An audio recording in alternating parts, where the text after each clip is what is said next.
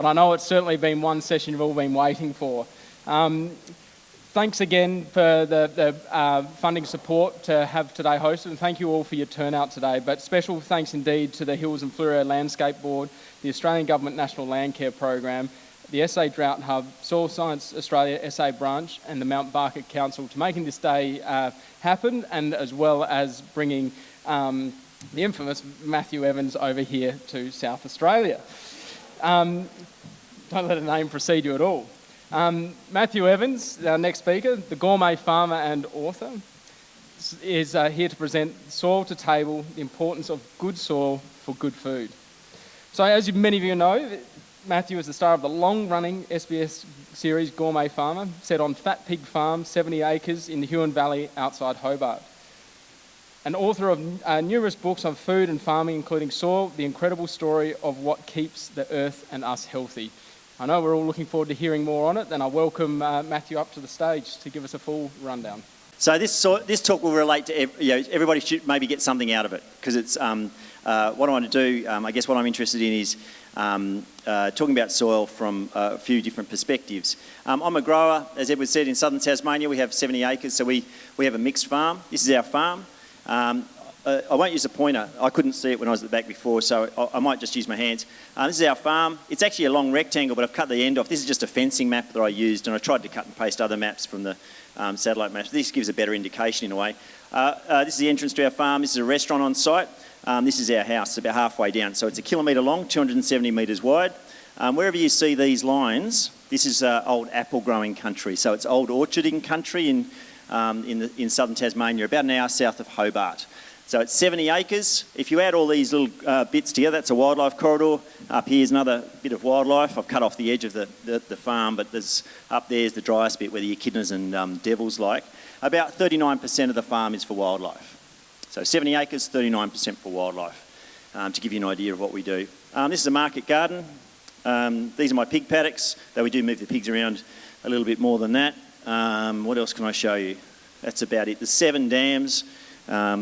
4 of them are on the creek, and three of them are spring fed, so not on the creek. So like this one's not on the creek. So that's our little farm, Fat Pig Farm in southern Tasmania. So my talk, I guess, I want to talk about why soil matters. And so the reason why I asked if you eat, because soil only matters if you like to eat or sleep indoors or clothe yourself. And it's an old cliche, but it's still apt today. The difference between humans existing and not existing is the fact we have, an inch or two of topsoil, and the fact it occasionally rains. That's it. That's the difference between us and extinction. Not just us, but most life on land. So that's why I think soil matters, and I'll go through a little bit about that. And I'm going to cover some ground that some of the other speakers have done, but maybe just to, because not everyone was here for those, and maybe just to frame it differently. So this is soil. I put out a book called Soil on soil. We're trying to think about what to call it, and we went with the most obvious name. And the book came out, and then one of the first interviews I did was for the Canberra Times, a journalist for the Canberra Times.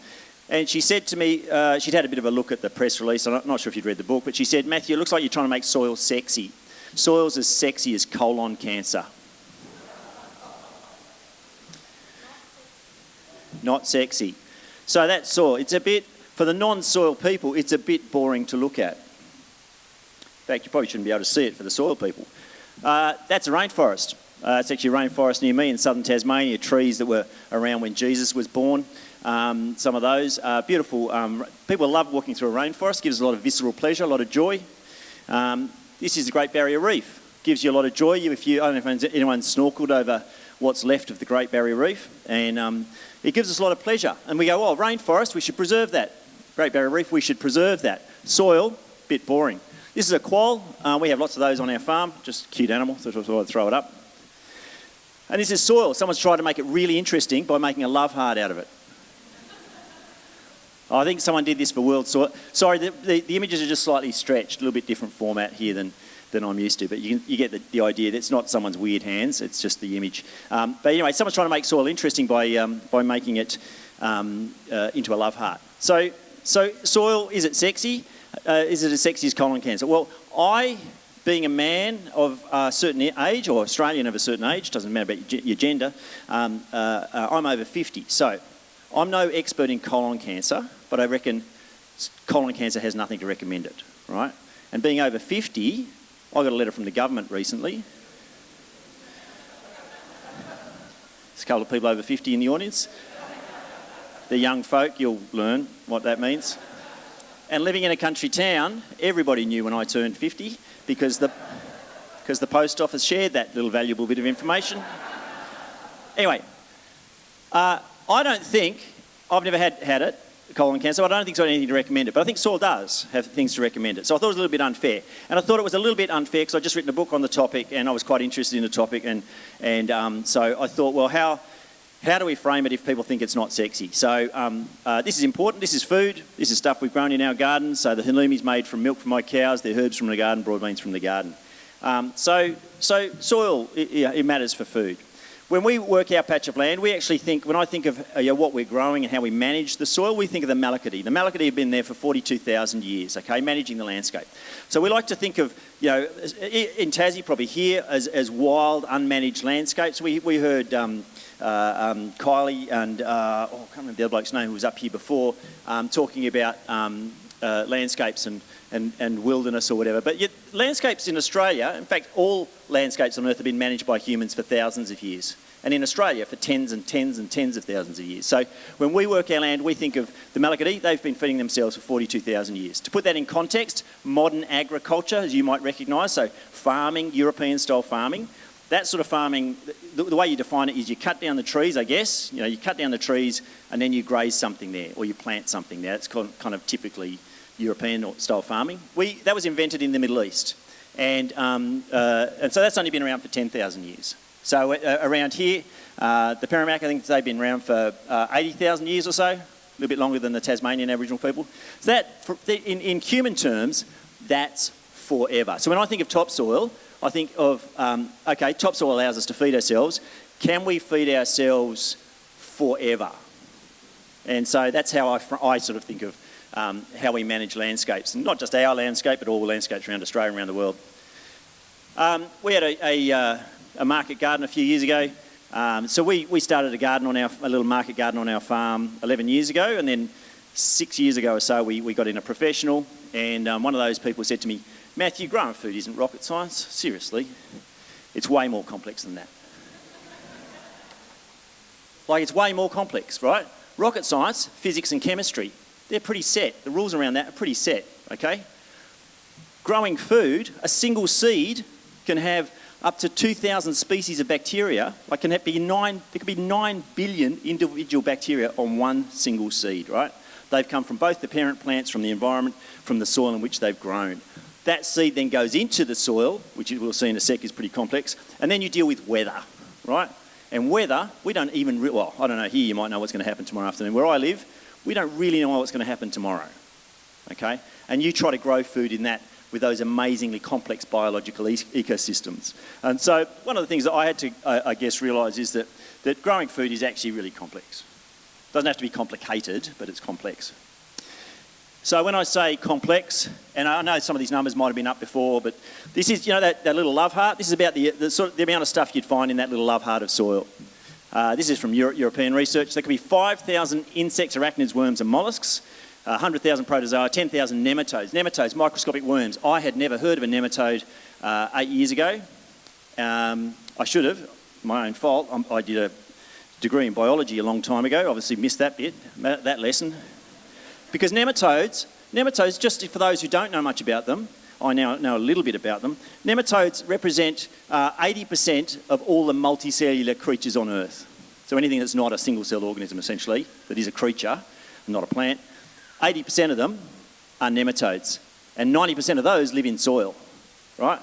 If you stretched all the nematodes on Earth, and put them together, linked them all together and made a conga line of nematodes, that conga line of nematodes would stretch out past, this is from the CSIRO, I didn't make these numbers up, it would stretch out past the, out through the outer atmosphere, out past the moon, out past the sun, outside our solar system, all the way to Alpha Centauri and back, right? That's how small they are and how many there are, right? There's a lot of nematodes.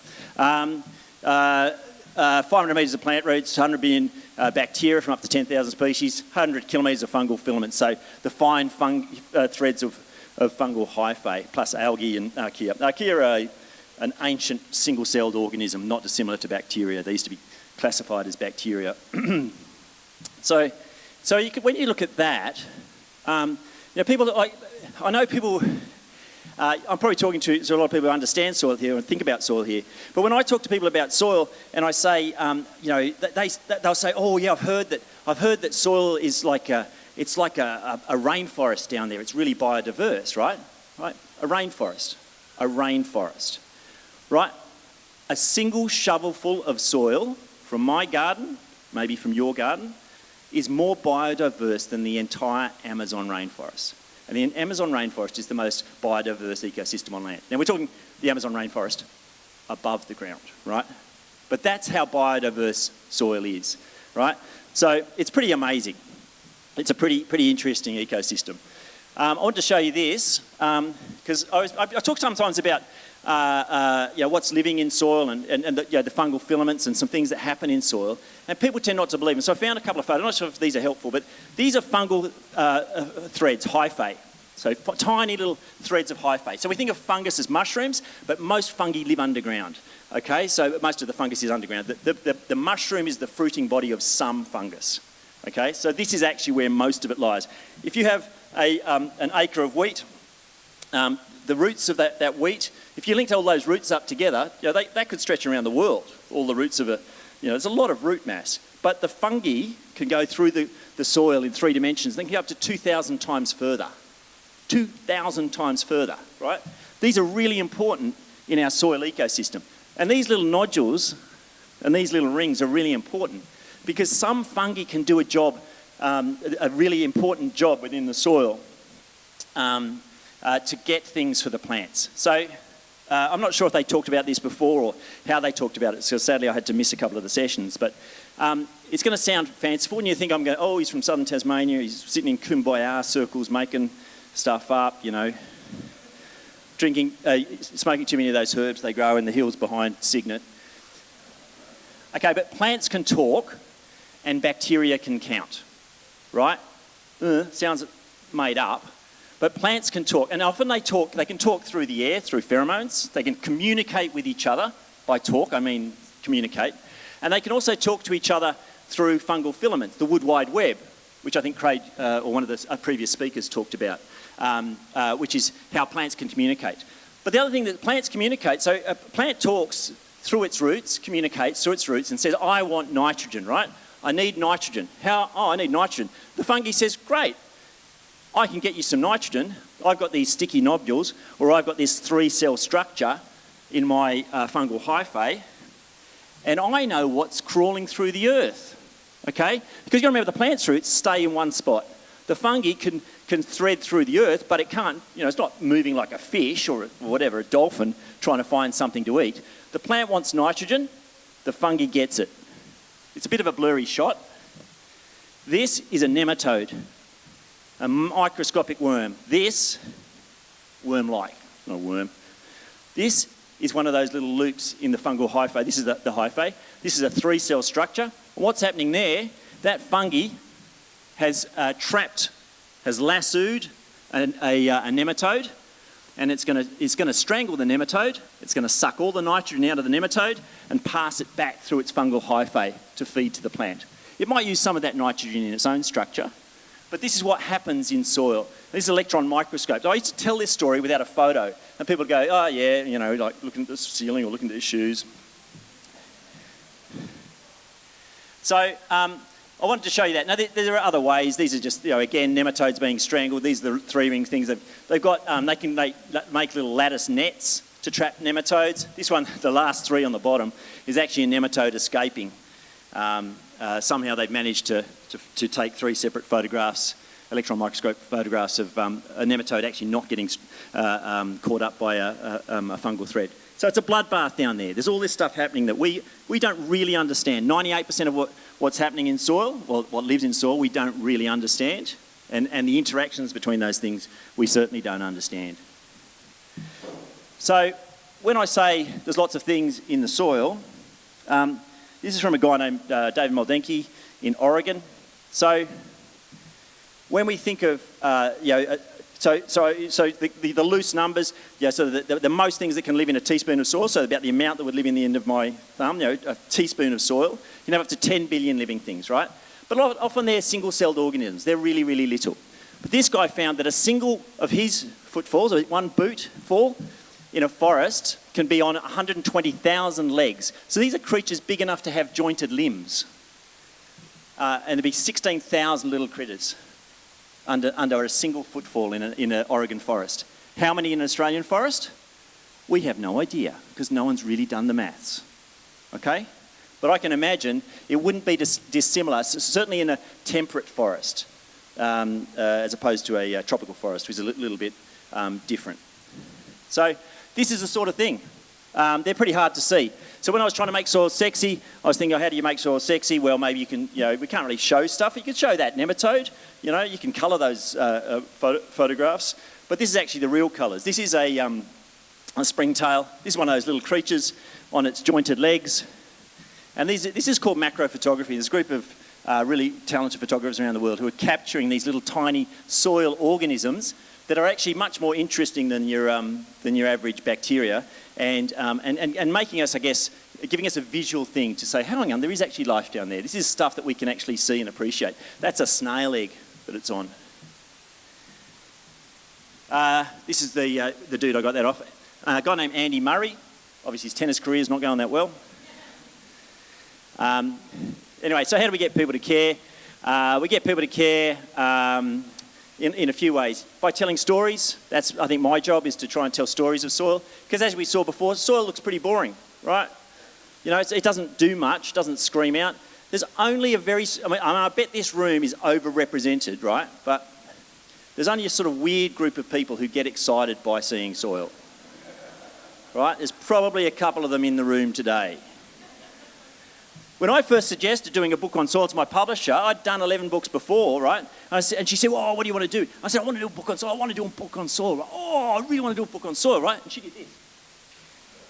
I thought, she's on board. She's thinking 10 billion living things in a teaspoon of healthy soil. She's thinking 16,000 little creatures under one footfall, on 120,000 legs. She's thinking kilometres of fungal hyphae. She's thinking plants talking to each other. She's thinking of this underground economy, But actually, as most soil people would know, when you get really excited about soil with your non-soil friends or workmates, they're looking anywhere but at you. She wasn't looking for soil. She was trying to avoid my eye. So I had to convince her to get interested in soil. So how do we fall in love with soil?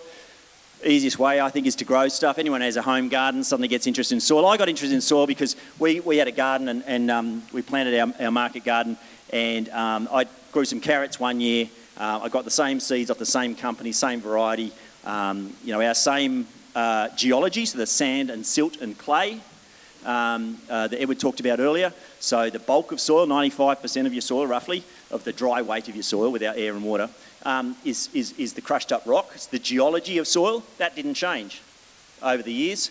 We got the same rainfall pretty much, the same sunlight, but my carrots got better tasting every year. So what changed? So I had questions in my head about, well, what's changing with my soil? I planted broad beans in the first year. We planted the garden, and they were 15 metre long garden bed. It was an old apple orchard. And the broad beans, all the same variety, again, same rainfall, same sunlight, they're getting the same temperatures and the same essential soil properties, you'd think, in terms of the geology. They were low, and then they went up higher, and then they got lower, and then up higher, like a sine wave, a very even wave. And I was like, well, what's the difference? Like, why is it shorter here than it is there and then shorter again? And what's changing over the pace of the garden bed? So I think you get interested in soil when you grow things. How do you connect a non-grower to soil? Maybe tell some stories. So one of the things I like to say is over half the antibiotics used in human medicine have their genesis in soil. So soil affects us. It affects our health because it affects medicine. So I was telling this story. Remember Zoom? Thank God we're not doing this on Zoom. So much nicer to be in the room. About a year ago, we did an online book club thing, And at the end, we had a question from some people in Queensland. They said, have you ever, through your research on soil, discovered any communities or villages that are more resistant to any particular disease? And I was thinking, it's just like, it's not quite my area. You know, I'm adding up how many nematodes it would take to, you know, link together or other stuff. It wasn't quite my area. But I said, well, why? And they said, well, because we're researchers at the University of Queensland and we know the next generation of antibiotics exist in soil. So all those, you know, 10,000 species of bacteria in a couple of handfuls of soil, right? Some of those are killing each other. Some of those are really good at being antibiotics. So half the antibiotics we currently use were born in soil. That's where we found them. And we know the next generation of antibiotics are probably going to be in soil, okay? Because that's where we've been finding them before. And 98% of what lives in soil is still not described properly by science. Soil is an antidepressant. So we just saw some of Craig's really interesting research on mice. That was beautiful to see. So he's got that soil dust and he's giving it to mice. It's changing the mice's microbiota, and which is having an effect on their brain health. But one of the things that I discovered when I was researching soil is one of these bacteria. So you remember 10,000 species in a couple of handfuls of soil. One of the ones that we do know is a bacterium called Mycobacterium vaccae, and vaccae has long been known to be helpful with the treatment of TB. They're actually looking to use it as a medical treatment for TB, in an injectable and maybe even a pill form. And that's going through human testing at the moment. Anyway, so soil as an antidepressant, the idea of that was born out of this idea that there was this woman in England, Mary O'Brien, and she was researching, she's an oncologist, cancer specialist. She's got lung cancer patients, and these lung cancer patients are end-stage illness, so they're going to die. So she's a researcher as well as a doctor. She's going, well, what can I do for these patients? She's clutching at straws. What can I do to cure their cancer? So she'd heard of this bacterium, Mycobacterium vaccae, that was useful in TB, tuberculosis, lung disease. She's got lung cancer patients. Maybe there's a connection. So she takes half her patients and she gives half of them a saline solution injection. She gives the other half a soil bacterium that has been killed, a dead form of Mycobacterium vaccae. So she gives her patients the vaccae. And then when the results come out, it doesn't really show, sadly for her, but really sadly for the patients, it doesn't really show that it extended the patient's life. But all of those patients said they lived a happier life. They felt better about themselves. They had a better quality of life. And it turns out, with later research, that you can extend the life of these cancer patients using vaccae, but not all lung cancers are the same. But the Mycobacterium vaccae is an antidepressant. So she used a denatured form that you would inject into you, but you don't need to do that. You can inhale it or you can ingest it, so you can eat it. So a single spinach leaf, okay, organically grown, so it's got a variety of bacteria, probably has 600 species of bacteria on it. At least some of those are going to be Mycobacterium vaccae. And vaccae, we now know through rat and mice trials, and they're going up into higher primates, has a really, really strong antidepressant effect. So what it does is when you inhale it, when you inject it, when you eat it, it releases happy hormones in the brain. Okay, it's really well recognised. Sounds fanciful. You know, again, you know, oh, Matthew's making stuff up. But I welcome you to go look this up. And they're using it. It can be used for ulcerative colitis. It can be used for allergic asthma. And this is just one species. So, you know, it's possibly one of the reasons why when you walk in a rainforest, because this is a bacteria that becomes airborne, when you work in the garden, that you feel better. Okay? One of the other things I like to talk about is soil inoculates our immune system. Did some work with Mothers Babies. Mothers Babies is a charity in Sydney. So they're trying to work out how to give your newborn child the best immune system possible. So what are the big ticket items to have a strong immune system on a newborn child? They're looking at everything from the diet of the father pre-conception, which doesn't have a huge impact as far as they can work out, right through to 2 years of life. The big ticket items are full-term natural birth, because a natural birth, provides a lot of the mother's bacteria to the newborn child. Not always possible, but if possible. Breastfeeding for as long as possible, if possible. Because again, immunity is conferred. We know there's lots of things we used to think breast milk 20 years ago was sterile. We now know it's got millions of bacteria in, and lots of those are to inoculate the child's immune system. We actually know there are bacteria in the mouth of newborn babies that's been given to the child pre-birth, that somehow makes it from the mother's mouth into the baby's mouth through the placenta. But anyway, that's nothing to do with soil. So soil inoculates the immune system. What's the third big ticket item? Exposure to soil in the first 3 months of life. It's almost like we've evolved to be born onto soil, into a world of healthy soil. So they're the big ticket items. But it doesn't finish at 3 months of life. At any time, we know that you get a stronger, healthier immune system if you're exposed to healthy soil.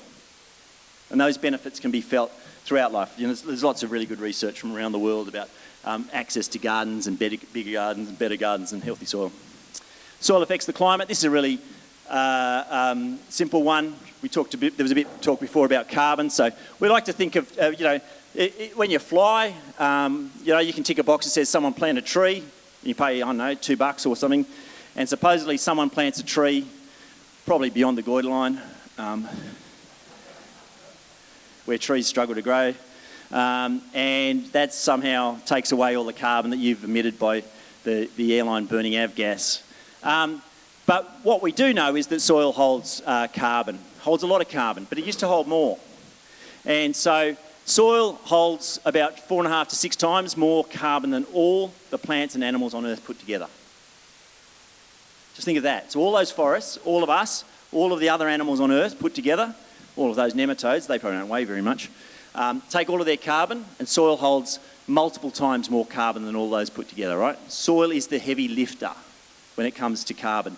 But there's a bit of a problem because Australia's lost about half its carbon in its agricultural lands since white colonisation in 200 years or so. The good news is we can put it back. We have a really easy, good carbon sequestration system that nature's invented. We might talk about that later. Soil also affects weather. And so this was an interesting one for me because I'd heard about climate, so that can we take carbon? So carbon exists in various places. It exists in the air, it can exist in soil, it can exist in us, it can exist in the things that live in soil, alive things, it can exist in the ocean, it can exist in plants, whatever. So, but it's generally in a cycle. So carbon exists in all these places. So the more we can take, I guess, out of the atmosphere and store underground is better because carbon in soil is usually a good thing for soil. It's not very good for the atmosphere. It's a terrible thing for the ocean because it drops the pH, makes the ocean more acidic, which is really bad for oceanic life. But carbon in soil is better. But soil affecting weather. So climate is what's going to happen, in over the next 10 years or next 20 years. Weather's what's going to happen tomorrow or the day after. So the weather thing's really quite interesting. So this one comes from a guy whose name is David Sands. I think it was about 30 years ago, maybe 40 years ago. This guy named David Sands, he's in America. He's studying wheat, so he's not a soil biologist, he's a plant biologist, and he's interested in a soil bacterium that can get onto the leaves of plants. And when it gets onto the leaves of plants, it can create a disease. So what this bacterium does, it can get onto the leaves of wheat, and then it causes wheat blight, which is a real problem for the people who were growing wheat in Montana in the 1980s. So what he thinks, I want to grow some wheat without wheat blight. So he finds some soil and he tests the soil, can't find any of this bacterium in that soil. He plants a seed that doesn't have any of that bacterium on it, and he grows this crop, and there's none of that bacterium in the water. And then he suddenly finds he's got wheat blight, and he tests it, and it comes from this single bacterium, P. syringae, can't remember the full name, Pseudomonas syringae, I think. And this syringae is, he finds it on the leaf. Where's it come from? Wasn't in the plant, wasn't in the soil, wasn't on the seeds, wasn't in the water. And he thinks, well, how does it, and it doesn't start on one side of the paddock and come across, it happens to the whole paddock at once. And he thinks, well, where's this come from? How did this happen? Like, rain. Maybe it's rain. Because how does P. syringae get into the leaf of the wheat? What it does is as the temperature drops, ice crystals form around that bacterium because ice nucleates, forms crystals, easier on some things than others, and this particular bacterium is pretty useful. So ice forms at a warmer temperature. Essentially you get a frost on the wheat at a warmer temperature, and that creates a weak spot in the leaf, which allows the bacterium to get in and attack the plant and cause the disease, which so the bacterium gets to breed up within the plant. So he thinks, hang on, how does rain form in the clouds?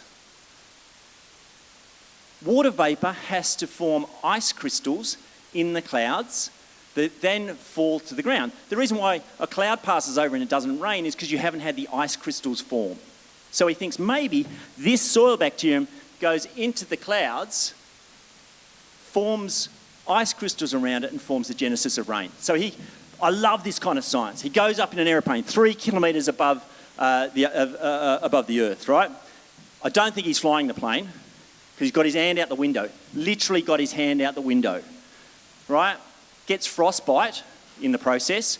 He's holding an agar plate, a petri dish, and as he's skimming through the clouds, he's scooping up the air up there. And at that point, no one thought that soil bacteria or plant bacteria, little microorganisms, diatoms, whatever, could fly into the sky, right? No one even thought that was possible.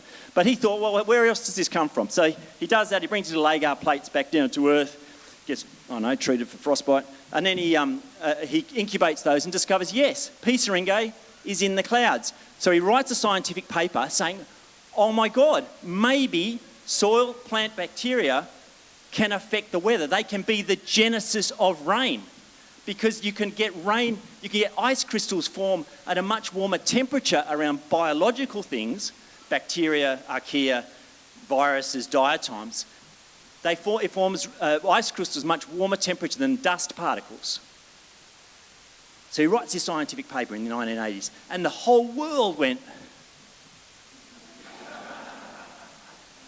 They did not believe it was possible. Until about 2008, I think it was. So it's like 20, 30 years later, same university, another researcher, there's a hailstorm, they gather all these hailstones up from around the university campus, cuts each of them in half and finds in the centre of every single one a bacterium.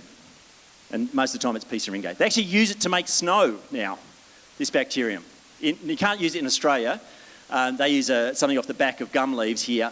But in the US, you can use that bacterium. It's in a dead form in snow machines. So we now know it's called bioprecipitation. All around the world, they've done this research now about what's inside hailstorms. How does rain form? We know that more biologically active systems can have an effect on weather. So it's another reason why we might care about soil. This one's a nice easy one. 98% of all the calories consumed by humans come from the fact we have topsoil. Now, just to put that in context, the other 2% come from the rivers and oceans, okay? And where do all their nutrients come from, okay? Because in the deep ocean, not much is happening. So most of it is because we have erosion, runoff of topsoil and nutrients from our land areas that help to provide the seafood that we eat. So it's actually probably more than that number. This is the problem though, we're losing topsoil globally about 30 to 40 times faster than it's being made. And so nature makes topsoil. Rock can be broken down a little bit. It's quite slow, but it does happen. And you've got to remember, soil's been around for hundreds of millions of years, let's say 500-600 million years roughly. And generally the world has grown more topsoil than we've lost, but now, through modern agriculture, we're losing it 40 times faster than it's being made. I want to play a little game, Menindee. The reason I'm doing this is there was a Mars rover, I think it was 2019, taking high-res photos of Mars for the first time. And there was a bunch of farmers around Broken Hill and Menindee who were posting photos to Twitter saying Menindee or Mars. Menindee or Mars? First one was Menindee. This one? Mars. Mars. Menindee. There's actually some grass there. It's a silly game, but it's no joke. As the dust storm settles, this was the ABC 2020, as the dust storm settles, graziers need to remember the next drought is inevitable. Yeah, the next drought is inevitable, okay? But 8,000 hours of dust storms in New South Wales is not what we used to have and is not what we should have. And that's a result of the way we have treated topsoil. 8,000 hours New South Wales had while that Mars rover was cruising around taking a few snaps of the red planet that we're all going to move to with Elon. That's 650 tonnes removed from sheep yards. Gives you an idea of where the topsoil is moving. So when soil moves, when it washes away or blows away, it loses its structure.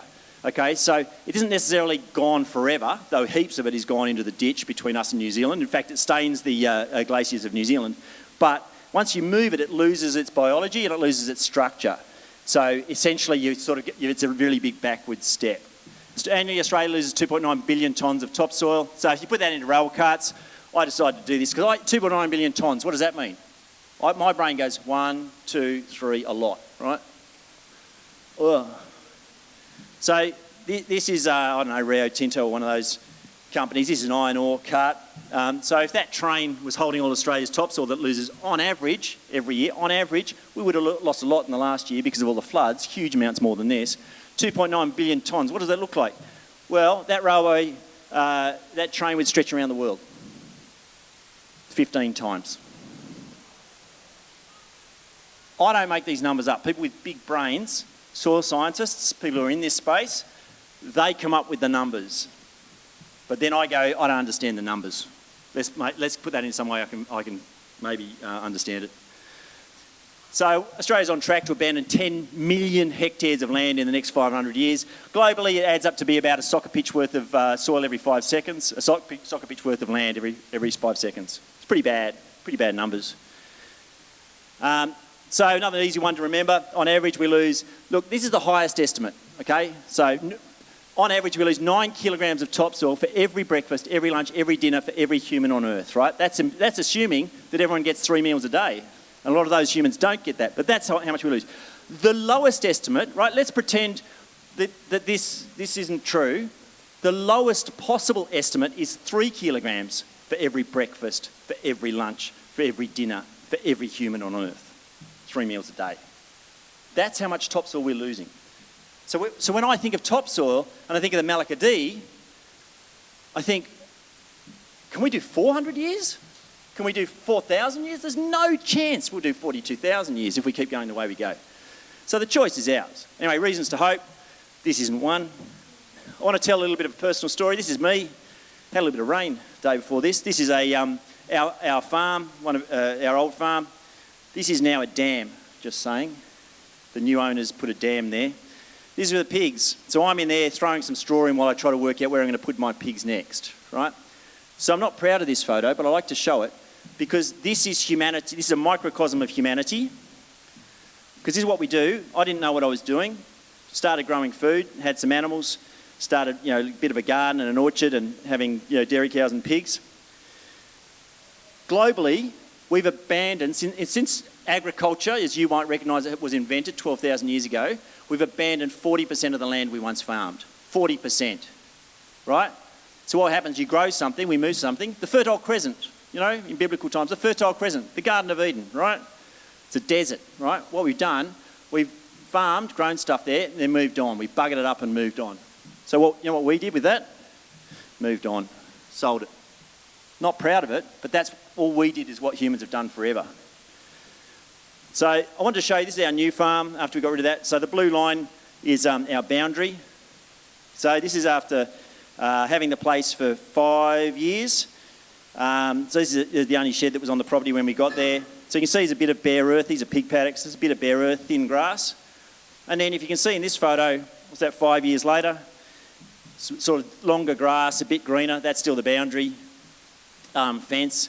There's not much bare stuff happening over there.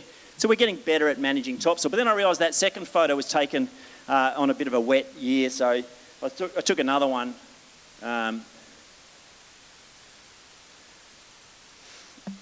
So last year, or early this year, we just went through the hottest, driest summer and autumn on record. So I wanted to do a comparison. If you have another look again, longer grass, no bare earth, decent looking. Neighbours' paddocks haven't improved very much. And so gradually what we're doing is we're saying, what does soil need? Well, it needs green living plants, so no bare earth. It needs longer leaved plants so it can photosynthesise more and store more carbon in soil and get more organic matter in soil, and how to manage it better. This is a change in the garden. So you can see that's an old pig shelter, the A-frame thing. So there's a couple of little apple trees there, but now that's what it looks like now, looking into the garden space. This is looking back towards the pig paddocks, so it's how it sort of looks when it's got a few brassicas in there. And food, because that's actually what I'm supposed to talk about, isn't it, John? John, who got me over here. I just wanted a picture of worms, compost worms, but any worms are good. I'm a big fan of worms. We just did some soil tests on our place. We see lots of worms all the time, except when you do a soil test. We dug 6 holes in some areas that we're going to try little test plots we're about to be doing, and it's the pre-testing, and we didn't find a single worm. And I was really embarrassed because actually our soil's looking much better than it did when we got the place, and we still couldn't find. And meanwhile, 20 metres away, where we're digging holes to put in a new fence, we're finding worms. So anyway, maybe it's just bad luck. But anyway, what did you see? Worms. Worms are really amazing. Oh, for any of you out there, so there's a guy named Charles Darwin, and most of you may not have heard of him, but he did write a book on evolution. But the book you want to get is his book on earthworms, which is what he spent the last 20 years of his life researching. It's really cool. This is the market garden looking back towards our pig paddocks. And so I want to show you this. This is the pig paddock. So again, I've got bare earth. So soil hates to be uncovered, hates to be exposed. And this is 2 years later. You can see I've got a little bit of bare earth, but there's a little bit more green, a little bit better going on. And then I took a photo probably a couple of years ago now, or last year. This is from the same corner. That's the same gate in the bottom right-hand corner. So what we've got here, this is how we used to manage our pigs. We'd bung them in an area and leave them there for a certain amount of time. They'd pick on certain areas and damage them. This is what we got now. So for every kilogram, see these trees, this is an old orchard, they've just grown back from the roots. And what we've done is we move our animals every 4 days to every 7 days, depending, sometimes a bit longer in the summer, but quite often. And this has allowed the trees to grow back. So for every kilogram of pork we produce, we now store 77 kilograms of carbon dioxide, which is quite a nice little trick between the soil and the plant itself. That's what we're doing. So we're carbon negative, and which means climate positive. We're not saints. I just threw this photo in because our farmers always want to show you the good photos. Oh, I'm really good. I'm a complete Gumby on the farm, but look how we've got some really good soil test results. We've gone up 20% organic matter in our paddocks over the last few years, despite the fact there's no worms. But this is just one area which I never take anyone to, never show anyone. This is an erosion gully. It's on the creek, and that has got much worse in our life in the time we've had the farm. So when I say we're losing 9 kilograms of topsoil, right, I'm not losing very much at all from my paddocks, but I'm losing a lot from my creek. Even though it's fenced off and it's where the wildlife go, I have to work out how to not lose topsoil from that, because that's getting further and further back and wider. And so I am part of the problem. This is just an example of feeding soil. So this is a green manure. So these are the start of tick beans, broad beans. So what we did here, this is an old abandoned vineyard of my neighbours. You can ignore that. But this is grazing land just near our house. And what we decided is that we had taken too much from soil, that we had grazed our animals too hard. Even though we're trying to rotate them around, we're trying to feed our topsoil. We're trying to, every time I look at a plant, I think I'm not looking at the plant. I'm thinking what's happening under the ground, but I can't see what's happening under the ground. I need a visual clue, and the visual clue is my plants. So my grass, I didn't feel it was bouncing back enough. I didn't feel it was as healthy as it was. Maybe I was overgrazing, even though we don't have huge numbers of animals. So we decided to feed the topsoil. So I've got a 9-species cover crop in there, like a green manure if you have a garden, but we call it a cover crop in here. So we drilled that into our grasses, our perennial grasses, and we're letting that grow. And that's there to feed the soil. But I'm also going to feed my livestock with it. So this is 6 months later, and the first of 3 grazings. So those tick beans, broad beans, that's all them. You can't see much else in there. They're the tallest, but we've got some grasses. I can't really see. There's some grasses through here, rye and barley, and I've got some mustard through there, and there's lupins and peas and other stuff. So we grazed that 3 times. So in 18 months, the organic matter in this paddock went up from 5.3% to 8.2% in 18 months, simply by feeding the soil. So the plants are feeding the soil, as are the animals. They're helping, but it's the plants doing fair bit of the work there. So might be Yui who was talking before about rhizobium bacteria. I'm trying to remember who was talking about that. So this is a pea, I think, by the look of it. This is a legume. So they're a nitrogen-fixing crop. So you might have heard of them. Peas and legumes, they fix beans. They fix nitrogen in the soil, but they don't actually fix the nitrogen, right? The plant doesn't do the fixing. Bacteria does it. So these little baubles are full of rhizobium, and they're a group of bacteria that can take nitrogen out of the air and store it around the roots of the plant. So the plant creates the home, and but the bacteria does the work. So that pink colour means they have stored nitrogen. The pink colour is just incidentally. There's a thing called heme, so hemoglobin. So in our blood, hemoglobin gets redder if we have oxygen. This is leg hemoglobin, so it's a leguminous form, a plant form, and so it goes pink when it gets the nitrogen and some oxygen in it, which means it's nice and healthy. Heme is what they're using in those fake burgers to make them bleed. So that pink colour is the stuff that they're using to make the bloody vegan burgers. Anyways, that's just a sign that this plant is storing nitrogen from the air. So the air is roughly 80% nitrogen, and plants really need nitrogen, and some plants can provide a home to bacteria that can store the nitrogen. So we'll get to food, John, wherever you are, soon. This is what's called the rhizosphere. So this is a really important part. When we talk about billions of bacteria in a teaspoon of soil, this is where most of that happens. This is the bit that does the heavy lifting. I'm just going to check the clock to see how long I've gone over. Got a couple of minutes? I'll be quick. I'll try. So it's after lunch, right? I can see a couple of you dozing off, right? So I want to go through something that I did at school, but I dozed off at, okay? I did biology at school, and I never really understood this. Obviously it was the same lesson as nematodes maybe, but, okay. So what a plant does, so a lot of people talk about photosynthesis at school, and they go, plants help us breathe, right? I read it the other day. Oh, this forest, the Amazon is the lungs of the world, right? It helps us to breathe. So what plants do is they gather the sun's energy, they pull in carbon dioxide out of the atmosphere, they use the carbon dioxide, and they breathe out oxygen. And really, that's really nice for us because we breathe in oxygen and breathe out carbon dioxide. Plants help us to breathe, right? Great, that's photosynthesis. Yes, but no. Okay? The miracle of photosynthesis, and I'm sure most of you understand this, but maybe this will for one or two people who didn't get this at school. Photosynthesis, the absolute miracle of photosynthesis, okay? Every chloroplast, every green bit of a plant leaf is the original solar panel. Yes, it does trap photons of the sun's energy. All energy on Earth comes from the sun, okay? That's where it starts. What a plant does, yes, it does bring in carbon dioxide, right?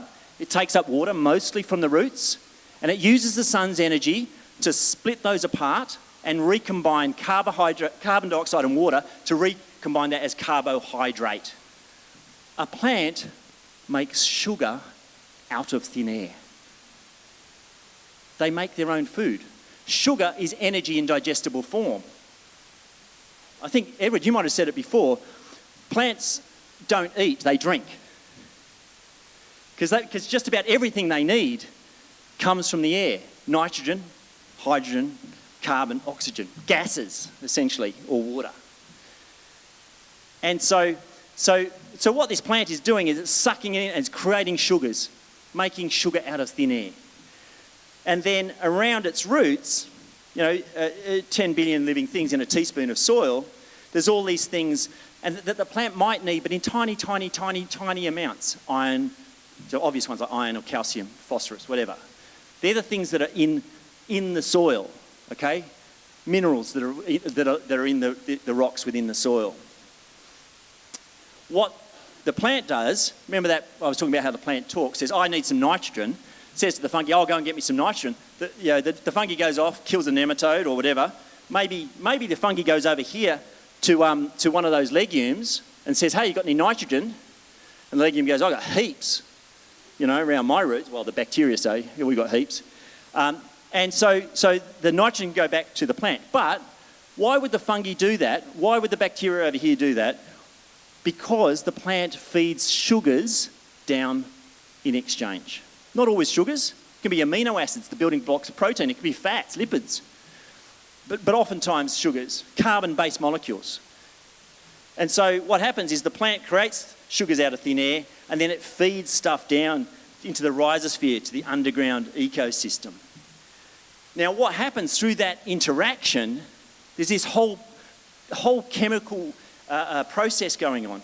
And I think Craig had some really cool stuff on this, but and Yue had some fancy names for some of the chemicals. So the bacteria are talking to the roots, and the fungi are talking to the roots. There can be bacteria around the ends of the roots that are solubilizing phosphorus, perhaps, to feed it to the roots. And then in exchange, the plant is feeding sugars, lipids, whatever the bacteria, whatever the fungi needs in exchange. So 30% on average, every plant's different, and every different stages of growth are different. 30% of the sugar this plant creates out of thin air, right, this stuff. When you eat a carrot, right, most of it used to be this stuff, right? The tiniest fraction used to be soil. 30% of the sugars, the carbohydrate, is fed straight down to feed the underground ecosystem. Now, why do my carrots taste better year after year even though I grow them in the same sort of soil? My geology hasn't changed, okay? The only thing that's changed is my biology. I'm buying the same seeds year after year from the same grower. Every year, pretty much everything in our garden gets better tasting. They get better tasting because of these interactions, because the plants are talking to the microbes and the fungi are talking to the plants. They are biochemicals that are created within the plants. So, out of they're called exudates, so the stuff the plant is dribbling out through its roots. Some of those are to communicate, some of them are to warn other plants, some of them are to detoxify aluminium. There are all sorts of things going on, but no one wants to put a number on this, but there's going to be roughly 100,000 plus exudates, chemicals that a plant creates that it dribbles out through its roots to talk to the underground ecosystem, to trade with the underground ecosystem. And there can be up to 150,000 biochemicals in food, many of which are micronutrients. So why does this matter? Because if we go back to this one here, because every time a plant goes, I need something, can I get it? And it goes, well, it's going to come from a complex interaction with a series of bacteria, maybe a fungi talking to a phosphorus solubilizing bacteria along its hyphae or whatever it happens to be, or having to go kill a nematode. The more complex interactions there equal more varied chemicals within the plant itself. It's had to come up with them. It's had to synthesize them. And more chemicals are made here that are passed back to the plant. So the more complex that interaction is, the potentially more flavour. Because 150,000 different biochemicals in the plant are actually, we can smell 1 trillion different aromas. And so when you eat a more flavoursome carrot or a more delicious lettuce, that's probably an indication of the interactions that the plant has had with its outside world. Yes, season matters. Yes, variety matters. But also these biological connections really matter. I just want to give you one example of a chemical that's made in soil. It's called L-ergothioneine, right? So just to give you an idea of what we don't understand about soil. There's a chemical made in soil. It's made by soil bacteria and soil fungi. It's only made by soil bacteria and fungi. So oats are a good example. So they can measure it in oats. So you grow the oats, you eat the oats. This chemical, L-ergothioneine, made in soil, gets into the oats unchanged. A lot of things are changed when they go into the plants. This chemical goes into the plant unchanged, goes into our body unchanged, into our stomach unchanged. A lot of things get changed in our body when we digest them. This doesn't. It passes into our blood unchanged. It then passes through a thing called the blood-brain barrier, which protects our brains from harmful chemicals, where it goes into our brain and it has an antioxidant and an anti-inflammatory, and it has anti-aging and anti-dementia effects, right? This is one chemical that we know. And again, you're going to go, woo, woo. Look this up when you go home. L-ergothioneine, right? But the problem with it is, if you plough the soil the oats were grown in, you get less ergothioneine. Because there's less biological activity, there's less of this chemical made. Remember, 98% of what lives in soil, we don't know what it is, let alone what it makes, what it does. But this is one example of one thing that we have found that we can measure that has a direct impact on human health. So I think that just gives you an idea of what we don't know and where we can go with the way we grow food and how we look at soil and how we should never underestimate how complex it is and what it's trying to do for us. Anyway, just really briefly, this is what we do. On 70 acres, we grow enough food for 5,000 meals a year. We employ the equivalent of 10 full-time staff. And we store over 100 tonnes of CO2 every year. A lot of that's done through that wildlife areas, but the heavy lifting through the wildlife areas. But the pig paddocks and all of our paddocks actually contribute to that, as does the garden. The garden's gone up from about 4% organic matter to 13% since we started. So the choice is ours. That's Mars, I think. Or was that Broken Hill? Thank you.